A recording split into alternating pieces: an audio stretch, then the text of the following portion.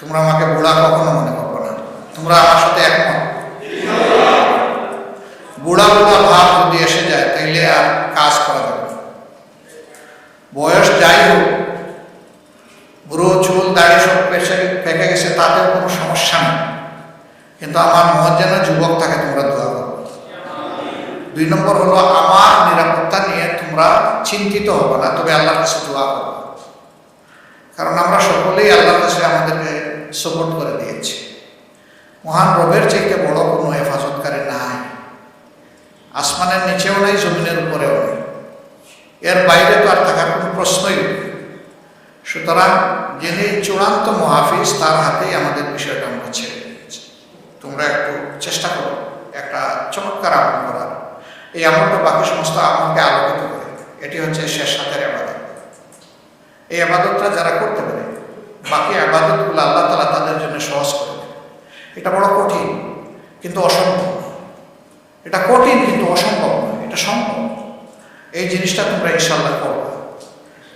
Facebook পড়ে না থাকে, ফেসবুক দেখো, এটা আমি নিষেধ করছি না, কারণ সোশ্যাল মিডিয়া এখন অনেক শক্তিশালী ব্যাপার। এখানে দেখতে হবে তোমার পক্ষে কি বিপক্ষে কি, পক্ষেরটাকে কিভাবে প্রমোট করবা, বিপক্ষেরটা তুমি কিভাবে মোকাবেলা করবা, তুমি না দেখলে বুঝবা কিভাবে।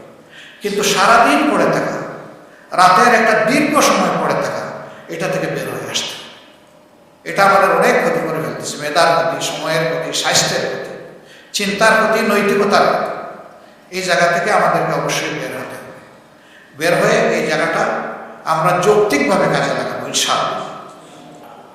আমার আখের কথা, সময় আল্লাহ তাআলা সবসময় অনুকূল হাতে এনে দেন না, সময়ের কাজ সময়ে করতে হয়। আজকের কাজ কালকে করবা, তোমার জন্য পড়ে থাকবে না, আরেকজন করে ফেলবে।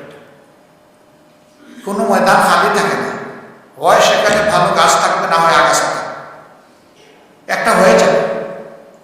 এখন ময়দানটা আল্লাহ তাআলা অনুকূল করে দিয়েছেন। প্রতিষ্ঠান, ক্যাম্পাস এবং ঘর বাড়ি, কোনো জায়গায় এখন আর কোনো ব্যারিয়ার আপাতত নাই। রবের দরবারে দোয়া করে মহান রব যেন এই জিনিসটাকে দীর্ঘস্থায়ী করে।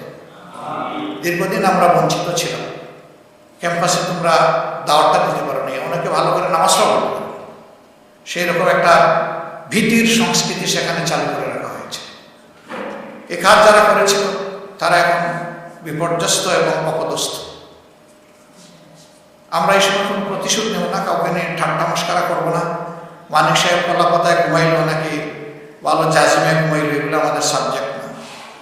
মাঝে মাঝে আমি এগুলো দেখি, তোমাদের পক্ষ থেকে হয়ে যায়, এটা আসলে আল্লাহর দরবারে পছন্দনীয় বলে আমি মনে করি না। কোনো মানুষই বিপদে পড়ছে, তাকে নিয়ে টিস করা ঠিক না। ওরে আল্লাহর হাতে সফল করে দাও, সংশোধনের সুযোগ থাকে সেটা করে দাও, না তাকে চুপ করো। এই যে আমরা ট্রল করি, মানুষ মরার করি এবং এই ধরনের বিপদে পড়ার পর ভালো জিনিস না। তুমি আরেকজনকে অপমান করবো, সেটা তোমার দিকে ফিরে আসবে। ইসলামী মহলের ব্যাপারে আমাদের তীব্র আকাঙ্ক্ষা যে আমাদের একটা ঐক্য হওয়া দরকার, কর্মের ঐক্য, চিন্তার ঐক্য। কিন্তু সেই আমরাই আবার ওদেরকে দিয়ে কেউ একটু খুশা দিল, আমাদেরকে বসে আমরা ফুসে উঠলাম। এটা করা যাবে না। তোমরা নিজেরা করো না, আমি এটা বিশ্বাস করি, কিন্তু আমাদের সহকর্মীরাও যাতে না করে সেই দিকে সতর্ক দৃষ্টি রাখতে হবে। আমাদের কিছু ওলামায়ে কেরাম আছেন যারা মাঝে মধ্যে এগুলাতে জড়ায় পড়ে, কিন্তু একটা ফিতরতার কিছু ব্যাপার আছে। মানুষের ফিতরত সহজে পরিবর্তন হয় না। আমরা দফায় দফায় দৃষ্টি আকর্ষণ করার পরেও দেখেছি যে একই ব্যক্তি আবার বারবার একই ধারায় তিনি ভুল করতেছেন। একদিকে আপনি ঐক্যের আকাঙ্ক্ষা পোষণ করবেন, আর একদিকে সামান্য গুনাহাটা আপনি এড়িয়ে যাবেন, এটা তো হয় না। মুমিন তো সেই যে তার ভাইকে ক্ষমা করে দেয়, রাতে ঘুমাবার আগে বলে আল্লাহ আমি তোমার গোলামকে ক্ষমা করে দিলাম, এর উসিলায় তুমি আমাকে ক্ষমা করে দাও, সেই তো মুমিন। এই জন্যে মুমিনগণ যেন পরস্পরের প্রতি ঝগড়া বিবাদে আর লিপ্ত না, এটার কবর রচনা হয়ে যাওয়া দরকার। এই বিষয়গুলো তোমরা খেয়াল রাখবে ইনশাআল্লাহ।